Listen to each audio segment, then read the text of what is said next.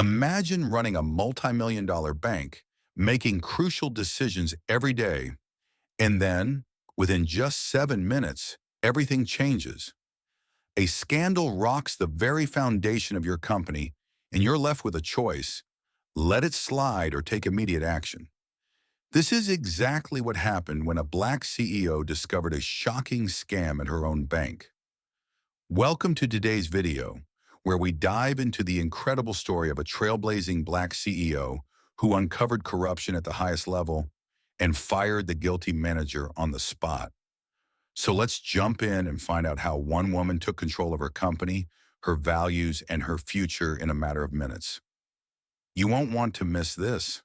The CEO had always been a stickler for routine audits, believing that transparency and thorough checks were the bedrock of a trustworthy business. It wasn't just about numbers. It was about ensuring that everyone in the company, from top to bottom, adhered to the highest standards of integrity. One quiet Tuesday morning, she sat down with her team for what seemed like a typical audit. What started as just another day in the office quickly took a turn. As the team reviewed the bank's financials, something didn't add up. At first it was small, little discrepancies in reports, irregular transactions that seemed to slip through unnoticed. But then, as the audit continued, the picture became clearer. There were larger, more disturbing patterns. Funds had been diverted, client accounts tampered with, and records were being intentionally manipulated. She was no stranger to spotting fraud. Her years of experience in finance had sharpened her instincts. This wasn't just a case of human error or oversight. This was deliberate. The more they dug into the accounts, the more they uncovered. It was the kind of thing you don't want to believe could happen within your own company, especially under your watch. And that's when she saw the name, the manager responsible for overseeing these accounts. The very same manager she had trusted to maintain the integrity of their operations. The weight of the discovery hit her, but her focus never wavered. She knew exactly what she had to do next. Without wasting a second, the CEO stood up from her desk, her mind racing. This wasn't a situation that could wait for a lengthy investigation or drawn-out discussions. The discovery was clear, and the gravity of the situation was undeniable. She couldn't afford to let the issue linger for even a moment longer. She made the call, a direct, no-nonsense message to the implicated manager. "I need you in my office now." It wasn't a question, it was a command, one that left no room for ambiguity. The CEO knew that confronting the manager immediately was critical, not just for the integrity of the bank, but for the culture she had worked so hard to build. Minutes later, the manager walked into her office, unaware of what was about to unfold. The CEO didn't waste time with pleasantries. She placed the audit results in front of him, the evidence laid bare. The manager's face changed when he saw the documents, his composure slipping. She had already seen enough to know what had happened, and now it was time for him to come face to face with the truth. Her voice was steady, but there was no mistaking the seriousness in it. She didn't need to ask if he was involved. The numbers spoke for themselves.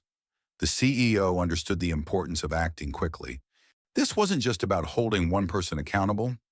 It was about sending a clear message to everyone in the organization that dishonesty, no matter the scale, would never be tolerated. The door clicked shut behind the manager as he sat down across from the CEO, a nervous energy hanging in the air. The room felt colder now, the weight of the moment pressing down on both of them. The manager, once confident and assured in his role, now seemed visibly uneasy.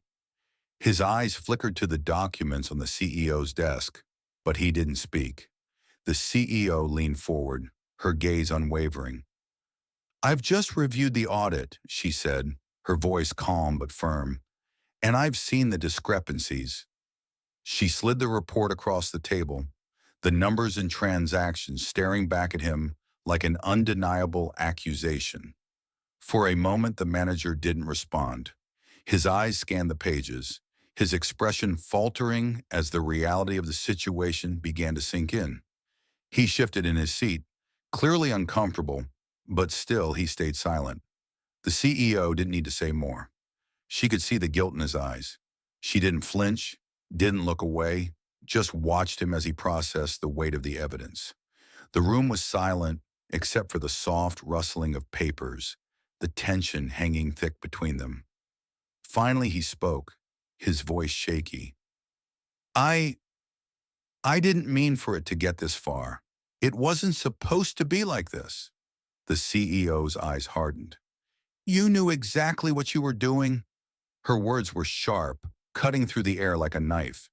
You've been manipulating accounts, diverting funds, and deceiving everyone who trusted you.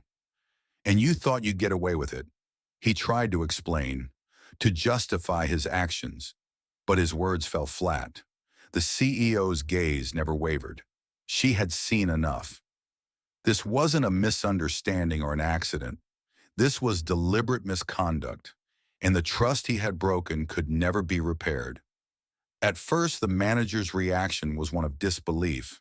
He stared at the papers in front of him, almost as if he couldn't believe what he was seeing. His face flushed a deep red, and he quickly glanced away, avoiding the CEO's piercing gaze. For a brief moment, he seemed to struggle with his words, fumbling for an explanation that would make sense of the numbers. This, this isn't what it looks like, he said, his voice tight. His hands trembled as he picked up the report, as though trying to find something that would disprove what was laid out before him. I mean, there must be a mistake. This can't be right. The CEO remained silent, her expression unmoving, but her presence was undeniable. She wasn't buying it. His nervousness, the way his words stumbled, told her everything she needed to know. But she didn't interrupt, letting him speak, giving him the space to try to dig his way out. The manager's tone shifted then, his voice growing more insistent. I swear there's some sort of mix-up. Maybe someone else did this. I didn't authorize any of this. He stood up briefly, pacing in the small office, the panic evident in his movements. His eyes darted around the room as if searching for a scapegoat, any way to deflect blame. I didn't think it would go this far, but this is not on me. You've got to believe me. I wouldn't. The CEO's eyes narrowed, cutting through his excuses like a blade.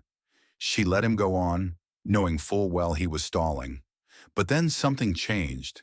His shoulders slumped and he stopped pacing. The fight in his words began to fade, replaced by a deep, almost resigned sigh.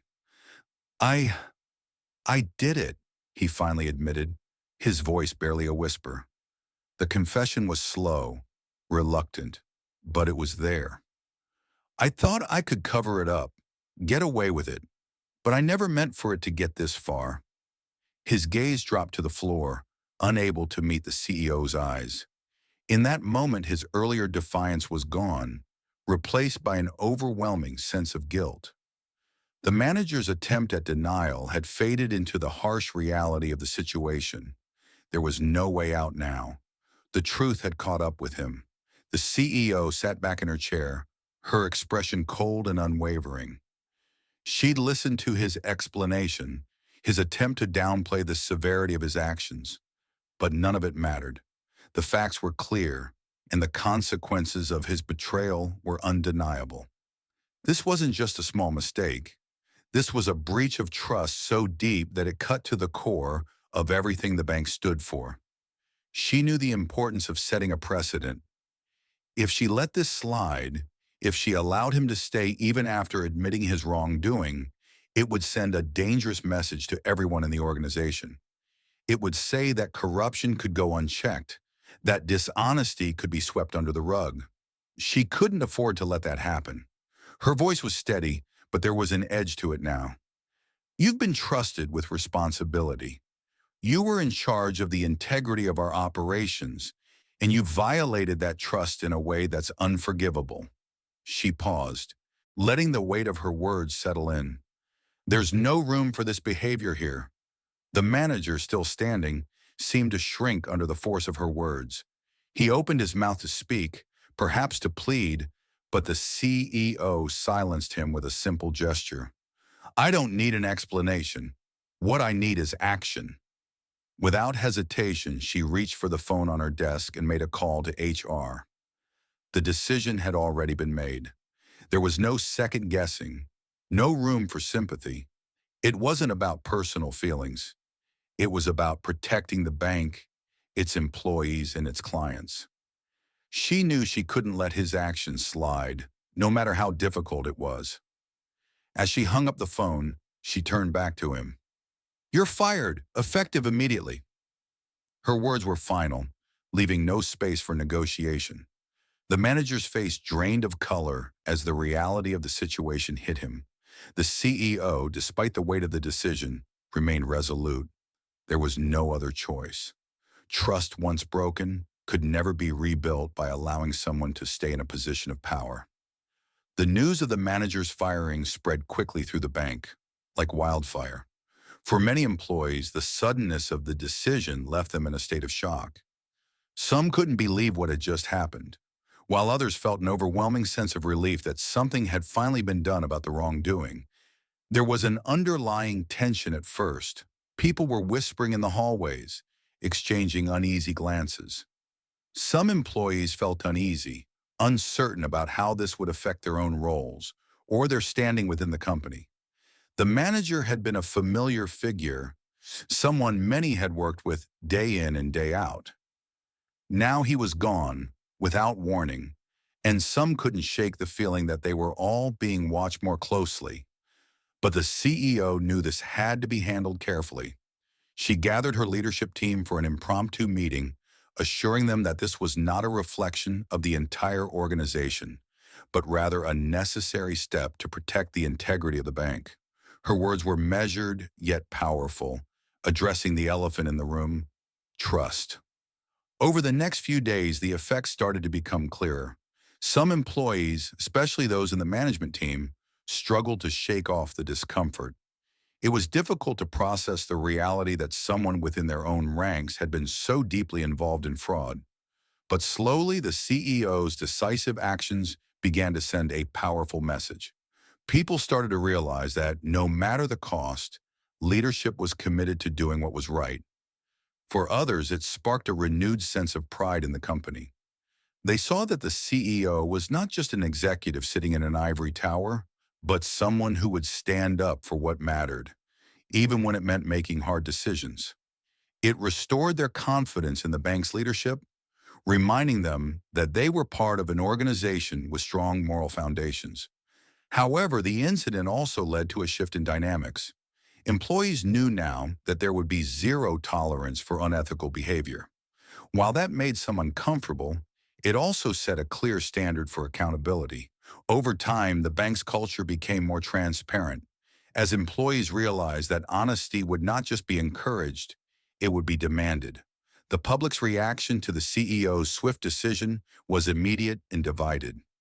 News of the firing quickly spread beyond the walls of the bank, drawing attention from both supporters and critics alike. On one side, many lauded the CEO for her unwavering stance on integrity. Community leaders, financial analysts, and even some rival businesses spoke highly of her ability to act decisively, demonstrating that leadership isn't just about profits, but about maintaining a culture of honesty. Social media buzzed with praise, as people pointed out that this was a rare example of a leader choosing moral responsibility over the convenience of keeping things quiet or hoping the problem would resolve itself. It was a breath of fresh air for those disillusioned by corporate scandals that often go unchecked. The bank's reputation as a trustworthy institution began to strengthen, as people felt reassured that their financial dealings were safe in such capable hands. But the other side of the coin wasn't far behind. Critics were quick to question whether the CEO had acted too harshly, too quickly.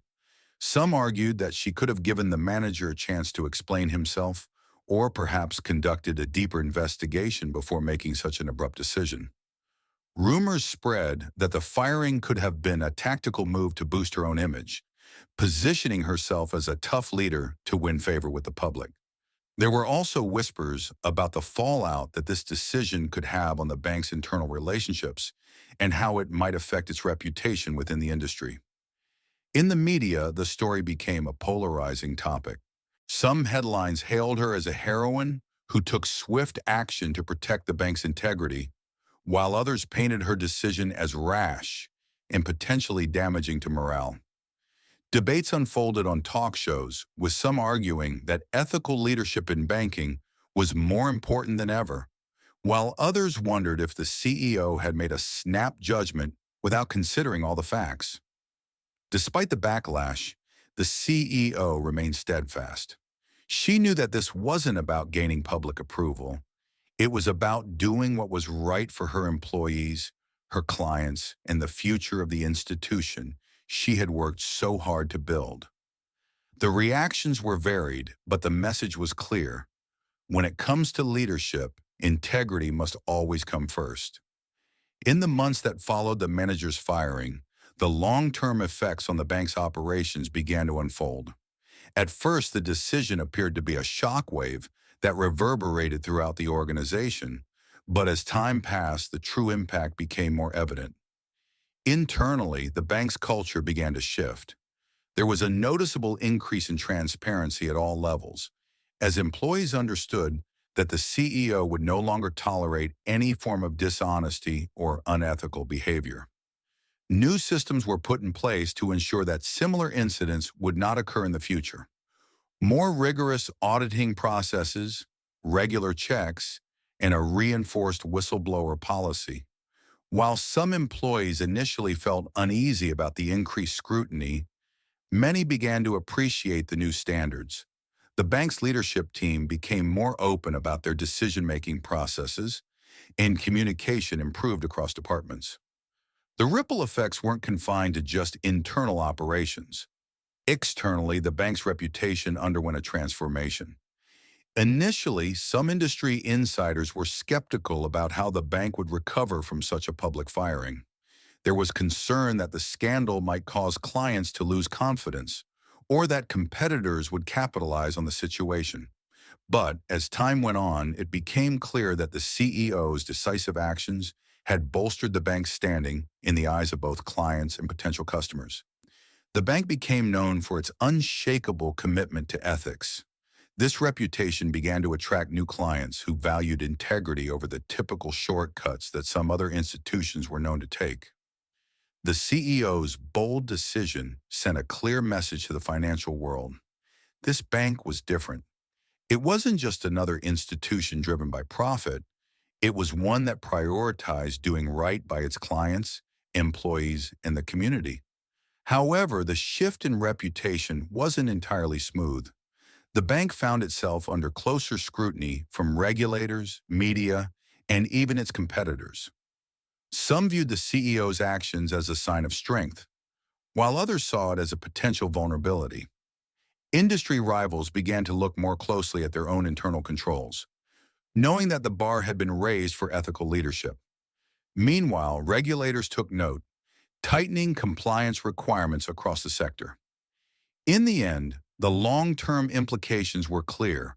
While the CEO's decision was controversial in the short term, it laid the foundation for a more resilient, ethical, and transparent organization. The bank was no longer just a financial institution. It had become a model for how businesses could navigate difficult situations while remaining true to their values. The decision to act swiftly and decisively, though difficult, ultimately set the bank on a path to greater long-term success, both in terms of reputation and operational integrity. In the world of banking, where trust is the currency that holds everything together, ethical leadership is more than just a set of guidelines. It's the foundation of long-term success. The CEO's decision to confront fraud head-on, without hesitation, serves as a powerful reminder that integrity is not just a nice-to-have, but a non-negotiable standard. In an industry where financial transactions are the lifeblood of countless individuals and businesses, any erosion of trust can have disastrous consequences. When leaders fail to prioritize ethics, the ripple effects can be felt far beyond the company walls. It can shake public confidence, tarnish reputations, and destabilize the entire financial system. On the other hand, when leaders stand firm on values, when they demonstrate accountability and a commitment to doing what's right, they set the tone for the entire organization. Employees know they are working for a company that places honesty above all else, and clients can rest easy knowing their financial well-being is in the hands of those who have earned their trust. The story of the CEO is an example of the kind of leadership that not only builds a company, but shapes an entire industry. It shows that in banking and in any business, ethical leadership isn't a luxury. It's essential for growth, stability, and a positive reputation. It's about doing what's right even when it's hard, and holding every individual accountable regardless of their position. When leaders make these choices, they don't just protect their company, they protect the very fabric of the industry itself.